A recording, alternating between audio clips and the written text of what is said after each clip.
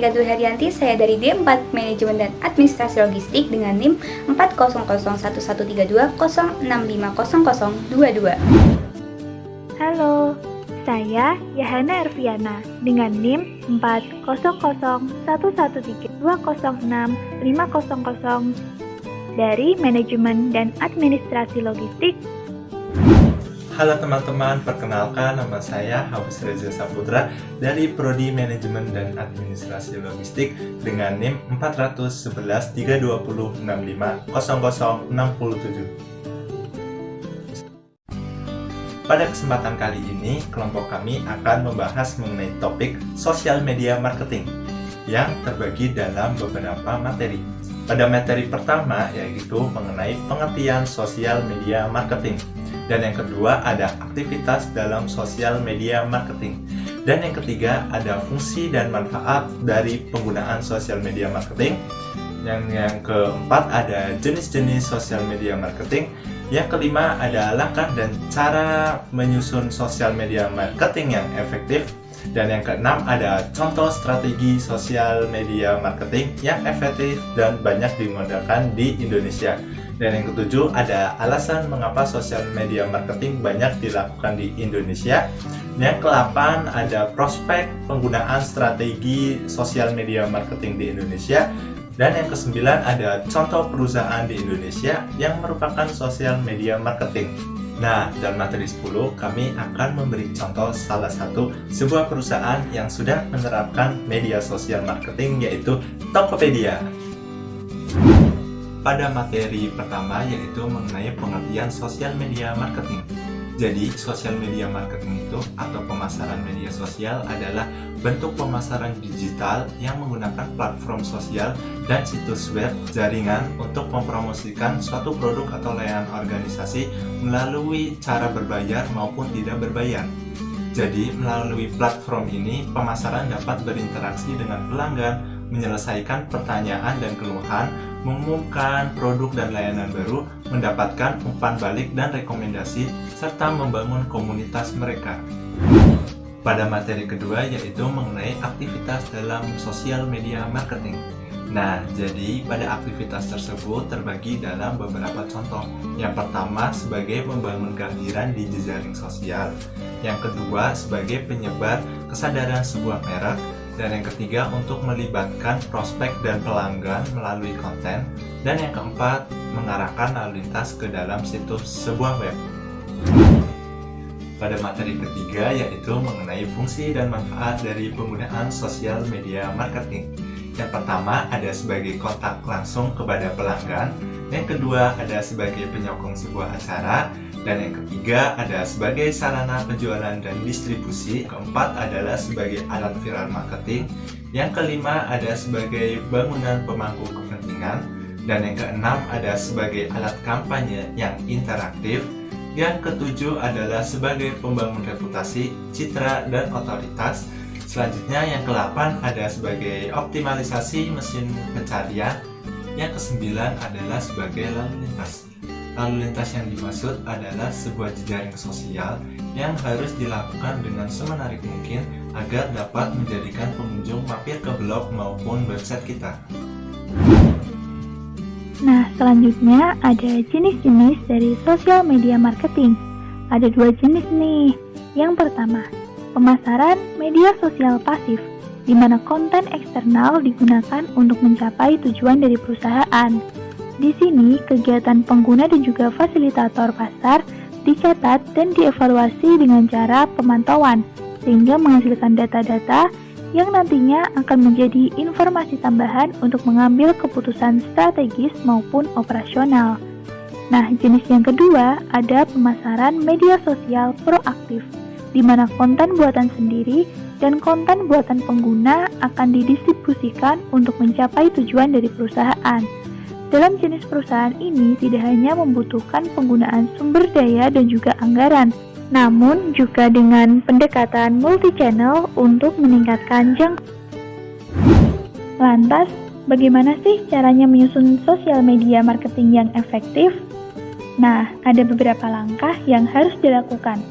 Yang pertama, menentukan satu media sosial utama. Memang terdengar aneh, Kenapa harus menentukan satu? Bukankah jika semakin banyak memposting di banyak sosial media, maka semakin banyak yang mengenal produk kita? Memang idealnya seperti itu.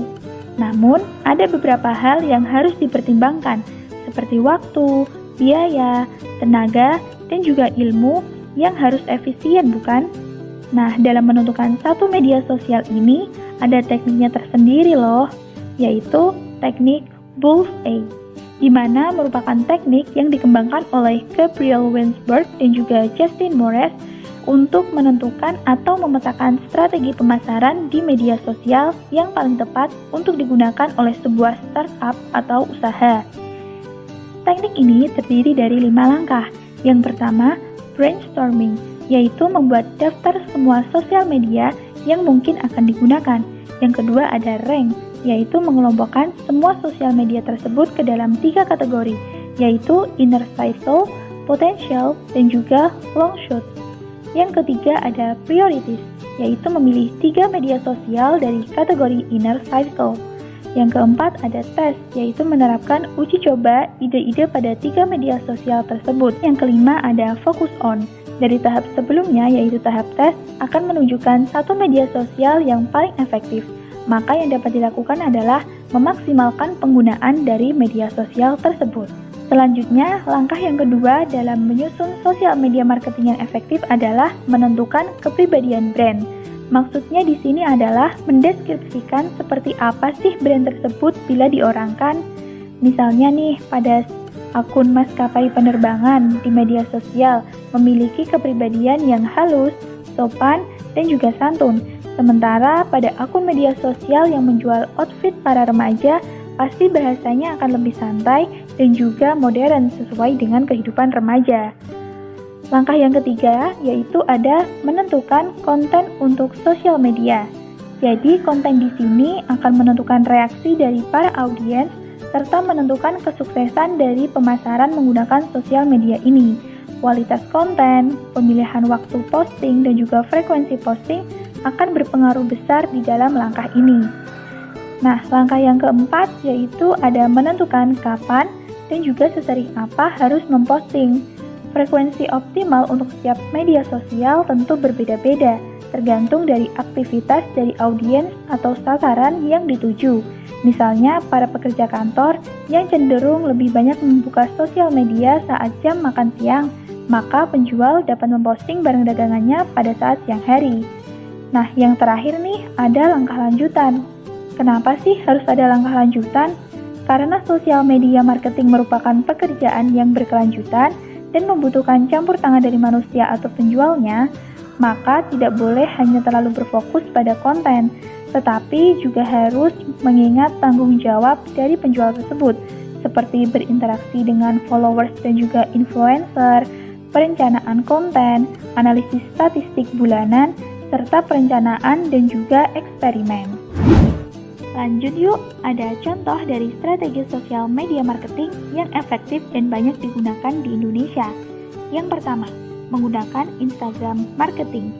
Data menunjukkan bahwa 80% pengguna sosial media mengaku bahwa postingan di Instagram sangatlah menarik perhatian mereka. Nah, strategi penting di dalam menggunakan Instagram ini yaitu beralih ke akun profesional atau Instagram bisnis, serta menciptakan konten-konten yang kreatif dengan hashtag yang unik. Yang kedua, yaitu memanfaatkan berbagai Instagram tools terbaik untuk promosi bisnis. Instagram tools seperti Snapchat ataupun Ladder dapat membantu mempermudah upaya sosial media marketing, baik dari sisi pembuatan konten, pelaksanaan promosi, hingga analisis. Yang ketiga, yaitu memanfaatkan Instagram Ads. Untuk bisa memberi return of investment atau ROI atau balik modal, maka diperlukan iklan yang efektif untuk menjangkau para pelanggan, dan kita bisa menggunakan Instagram Ads ini. Yang keempat adalah menggunakan Facebook Marketing. Strategi Facebook Marketing ini mulai dari menciptakan konten menarik, menentukan budget, dan juga menganalisa upaya-upaya yang dapat kita lakukan. Nah, lanjut yang kelima ada memanfaatkan Facebook Ads untuk hasil lebih optimal. Langkahnya bisa dimulai dari memilih jenis iklan, menentukan audiens, dan mengatur penjadwalan tayang iklan, di mana semua hal itu akan menciptakan program promosi yang tepat sasaran. Yang keenam, menggunakan Twitter marketing. Strategi Twitter marketing yang tepat dapat diterapkan dengan mengoptimalkan profit Twitter bisnis dan selalu menyertakan hashtag pada setiap kampanye promosi produk. Kemudian strategi yang ketujuh adalah memaksimalkan user-generated content. Nah, user-generated content ini adalah postingan dari konsumen yang merekomendasikan sebuah produk di akun pribadi mereka. Yang kedelapan adalah meningkatkan penjualan dengan retargeting.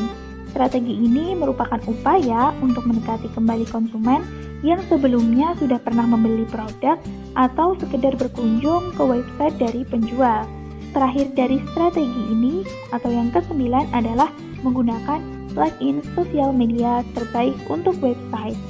Ada beberapa plugin WordPress yang bisa dicoba untuk sosial media marketing ini, seperti Social Media Auto Publish, Social Media WordPress, dan juga Instagram Feed.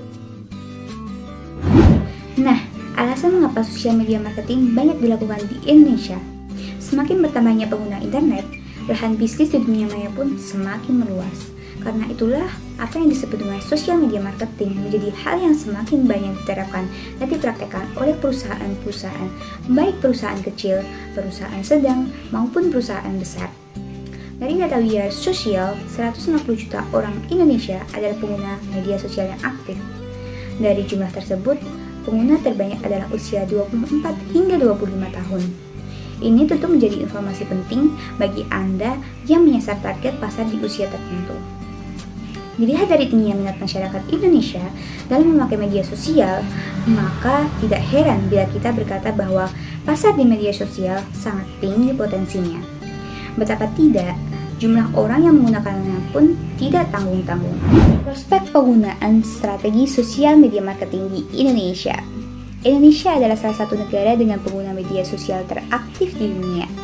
Untuk media sosial Facebook misalnya, Indonesia berada pada peringkat keempat dengan pengguna terbanyak, yaitu jumlahnya mencapai 60,3 juta pengguna.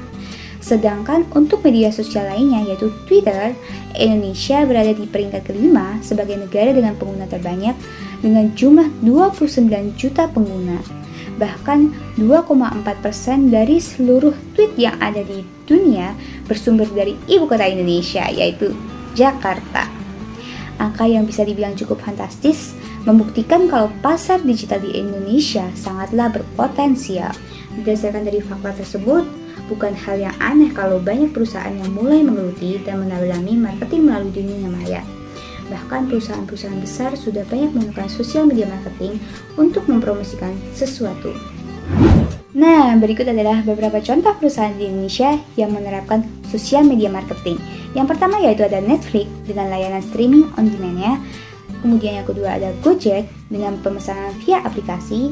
Yang ketiga ada Bayu Telkomsel dengan penjualan dan layanan full lewat aplikasi. Yang keempat yaitu ada Genius BTPN dengan fasilitas banking online. Dan yang terakhir yaitu ada Tokopedia dengan sistem C2C marketplace. Nah, pada materi ke-10 kami akan memberi salah satu contoh perusahaannya yaitu Tokopedia. Visi dari Tokopedia itu sendiri yaitu untuk membangun sebuah ekosistem di mana siapapun bisa memulai dan menemukan apapun.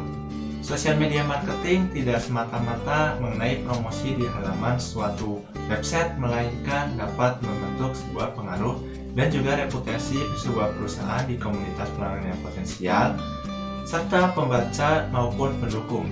Hal ini juga sejalan dengan apa yang telah dilakukan Tokopedia dalam memasarkan kampanyenya, yaitu dengan hashtag mulai aja dulu. Dalam kampanyenya, Tokopedia juga berusaha membangun pengaruh dengan menggunakan sosial media marketing. History atau sejarah dari Tokopedia. Jadi, Tokopedia ini merupakan e-commerce yang dimiliki oleh Indonesia dan merupakan karya asli dari anak bangsa yang menawarkan berbagai macam produk untuk penggunanya, mulai dari pembayaran tagihan, elektronik, kecantikan, otomotif, dan kebutuhan sehari-hari lainnya. Dan kini Tokopedia juga banyak digunakan untuk menabung, berinvestasi, dan mempersiapkan dana darurat. Tidak hanya itu, Berbelanja bahan-bahan masakan hingga membeli makanan siap saji kini pun dapat dilakukan di Tokopedia dengan pilihan yang beragam. Diresmikan tepatnya pada 17 Agustus 2009, Tokopedia kemudian mendapatkan pendanaan awal dari PT Indonesia Duitama pada tahun yang sama. Berkat perannya dalam mengembangkan bisnis online di Indonesia, PT Tokopedia kemudian berhasil mendapatkan penghargaan Marketing 2014 pada sektor e-commerce dalam acara Marketplace Conference 2015 yang dilaksanakan pada 11 Desember 2014. Sementara kegiatan pemasaran yang dilakukan Tokopedia sendiri antara lain periklanan, hubungan masyarakat, dan juga publisitas. Menurut Morrison tahun 2012, komunikasi pemasaran terpadu merupakan sebuah kegiatan pemasaran dan promosi dalam meningkatkan brand image perusahaan di mata konsumen pada kasus tersebut. Tokopedia juga telah melakukannya melalui media sosialnya loh, yaitu memasarkan dengan kampanye barunya, yaitu #mulaiaja-dulu. Pada umumnya, konsumen akan membuat keputusan dalam melakukan pembelian terhadap sebuah produk. Konsumen akan memperhatikan citra dari suatu merek atau brand image tersebut. Hal ini sejalan dengan apa yang diinginkan oleh Tokopedia. Melalui kampanyenya yaitu #mulaiaja-dulu, brand image dari Tokopedia akan semakin kuat, semakin dikenal, dan penggunanya akan tetap menggunakan layanan dalam melakukan proses jual beli barang. Nah, dalam menjalankan sosial media marketingnya, Tokopedia menggunakan dua dimensi, yaitu dimensi konteks dan dimensi komunikasi. Dalam dimensi konteks, dapat mempengaruhi brand image Tokopedia karena konten atau pesan yang disampaikan Tokopedia itu mempengaruhi citranya dan pesan yang disampaikan harus reliable. Nah, untuk yang kedua yaitu pada dimensi komunikasi, Tokopedia melakukan komunikasi yang baik melalui media sosialnya terhadap penggunanya. Melalui media sosial, Tokopedia memberikan layanan seperti Topbot dan Top Ads. Topbot adalah fitur jawab diskusi produk secara otomatis. Pada Tokopedia, Topbot bertugas menjawab pertanyaan pembeli seputar stok barang, warna, ukuran, dan jasa pengiriman. Top Ads adalah fitur promosi toko dan produk yang bisa digunakan oleh seluruh merchant di Tokopedia. Dengan fitur ini, Anda dapat mempromosikan produk kapan saja dengan biaya mulai dari Rp250, Rp300, hingga Rp350 tergantung kategorinya. Perlu diketahui bahwa saat ini Top Ads hanya bisa diakses melalui Tokopedia versi desktop dan seller aplikasi. Salah satunya dengan iklan otomatis. Dengan iklan otomatis, maka pemilik toko dapat membuat, mengolah, serta mengoptimalkan iklan hanya dengan satu kali klik. Sementara dengan iklan produk, pemilik toko dapat mengatur semua iklan secara manual sesuai dengan kebutuhan yang kalian butuhkan. Nah, apa sih keuntungan menggunakan Topbot pada Tokopedia? Yang pertama, transaksi jadi lebih cepat. Potensi terjualnya produk semakin meningkat karena kecepatan respon dan kenyamanan berdiskusi. Untuk yang kedua yaitu diskusi terbalas otomatis. Tidak perlu lagi menjawab berulang pertanyaan yang sama dari pembeli. Aktifkan fitur ini dan biarkan Topbot yang menjawab secara otomatis. Untuk yang ketiga yaitu lebih fokus mengembangkan toko. Manfaatkan waktu untuk proses pengemasan produk dan mempelajari hal lain demi pengembangan toko. Nah, bagaimana sih cara mengaktifkan penggunaan Topbot? Nah, yang pertama yaitu kunjungi halaman diskusi, yang kedua masuk ke pengaturan Topbot dan lalu aktifkan, dan yang ketiga yaitu pantau performa Topbot. Selanjutnya ada strategi marketing Tokopedia. Yang pertama, mengikuti tren pada media sosial. Strategi marketing yang dilakukan oleh Tokopedia yaitu menggunakan sosial media seperti Instagram, Facebook, YouTube, Twitter. Tokopedia juga mengikuti tren Instagram untuk melaksanakannya.